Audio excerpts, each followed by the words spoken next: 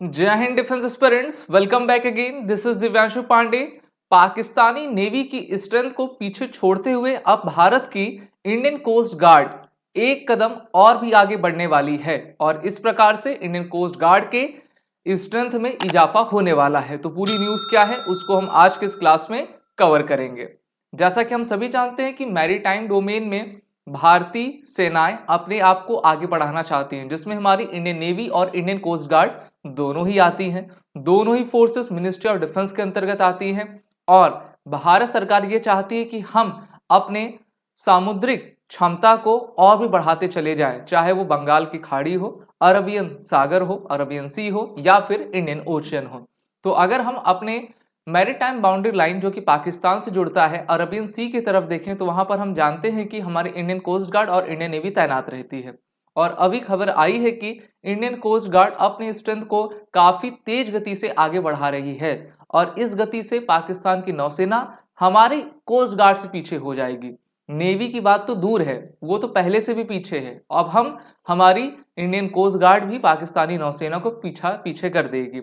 Indian coast guard, जिसको हम भारतीय तटरक्षक बल के नाम से जानते हैं, इसके अभी के जो डीजी हैं उनका नाम डायरेक्टर जनरल राकेश पाल है और उनके द्वारा कहा गया है कि presently equipped with 157 ships and about 78 aircraft.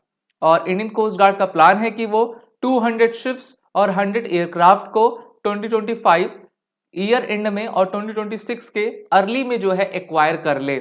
और आपको कुछ दिन पहले ही मैंने बताया था कि इंडियन नेवी और इंडियन कोस्ट गार्ड दोनों मिलकर टोटल 15 C295 एयरक्राफ्ट आपके लेने वाले हैं। उसके लिए रिक्वेस्ट फॉर इंफॉर्मेशन RFI उन्होंने जो है मिनिस्ट्री ऑफ डिफेंस में रख भी दिया है।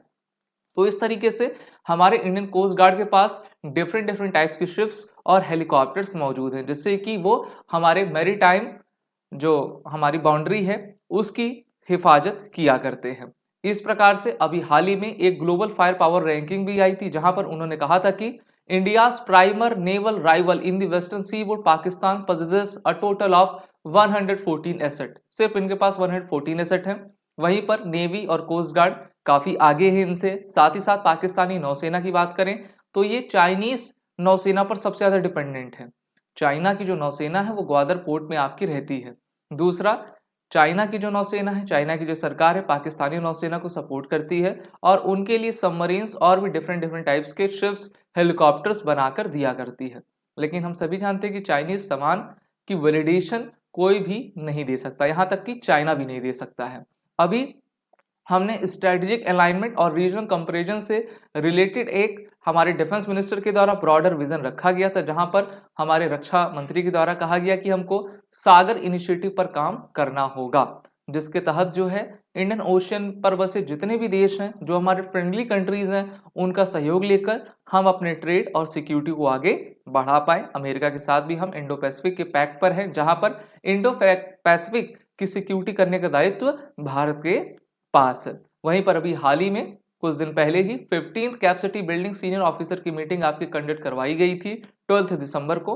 11 से लेकर 15 दिसंबर तक ये आपकी चली थी, जहां पर इंटरनेशनल और रीजनल कोऑपरेशन को स्ट्रेंथन करने के लिए, मैरीटाइम कॉम्बैट पायरेसी को कंट्रोल करने के लिए यहां पर इस बैठक का आयोजन किया गया था, जहां पर डीजी राकेश पाल हमारे आए थे। वहीं पर designated Indian governor to the regional cooperation agreement on combating piracy and arm robbery, जिसको रीकैप एग्रीमेंट के नाम से जाना जाता है, उसको इसमें लाया गया।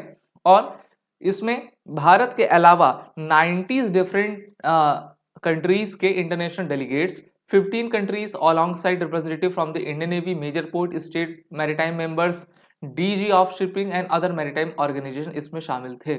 और अलग अलग सुरक्षा जो हमारे पॉइंट्स हैं उस पर जो है बात की गई। चलिए बात करते हैं भारतीय तटरक्षक बल की, जिसको इंडियन कोस्ट गार्ड के नाम से जानते हैं। तो इनकी स्टेब्लिशमेंट अगस्त 1978 में इंडियन कोस्ट गार्ड एक्ट 1978 के तहत हुई थी और हर साल 1 फेब यानी कि 1 फरवरी को इनकी एनिवर्सरी को मनाया जाता है। ये मैरीटाइम जोन में भारत के मैरीटाइम सिक्योरिटी को अक्षुण्ण रखने के लिए अपना साहसिक योगदान दिया करते हैं।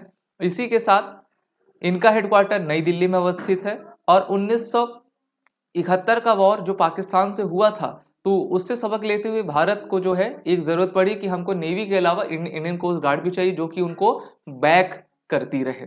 The blueprint for a multi dimensional coast guard was considered by the visionary Rustamji committee. तो इनके द्वारा दिया गया था। अगर हम इंडियन कोस्ट गार्ड के सी बोर्ड्स और रीजन्स को देखें तो सी बोर्ड्स में आपके दो सी बोर्ड्स हैं, western sea board, eastern sea board, जिनके हेडक्वार्टर्स आपके मुंबई चेन्नई में है। कोस्ट गार्ड रीजन इनका टोटल 5 है, जिसमें western region, eastern region, north east region, Andaman Nicobar और नॉर्थ वेस्ट रीजन है। इनकी लोकेशन वेस्टर्न की मुंबई, ईस्टर्न की चेन्नई, नॉर्थ ईस्टर्न की कोलकाता, अंडमान निकोबार की तो पोर्ट ब्लेयर है, नॉर्थ वेस्टर्न रीजन की गांधीनगर गुजरात है। तो इस प्रकार से सिक्योरिटी किया करते हैं। इनकी जो रैंकिंग स्ट्रक्चर है थोड़ी सी डिफरेंट है बाकी अदर फोर्सेस से, जैसे कि असिस्टेंट कमांडेंट से इनकी शुरुआत होती है, फिर असिस्टेंट कमांडेंट 2 ईयर्स के after deputy commandant, commandant junior grade, commandant level 3 13 पे स्केल पे आ जाते हैं, डिप्टी आईजी जिसको इंस्पेक्टर जनरल कहा करते हैं, आईजी और फिर डीजी यानी कि डीजी बनते हैं। और डीजी को असिस्ट कौन करता है? एडिशनल डायरेक्टर जनरल किया करता है। तो इस प्रकार से इनकी पूरी फॉर्मेशन है। इनका मोटो वयम रक्षामा यानी कि वी प्रोटेक्ट, और यही भारत को प्रोटेक्ट हमेशा किया करते। तो इस प्रकार से काफी अच्छी न्यूज है। अगले साल 1-1.5 साल में आप देखेंगे कि पाकिस्तानी नौसेना से काफी आगे निकल जाएगी भारतीय तटरक्षक बल। आप सभी defence aspirant SSB crack exam के इंटरव्यू और रिटन कोर्सेस में एनरोल होकर तैयारी बेहतर करिए, वो रिटन कोड का यूज कर लें। जय Hind and best of luck.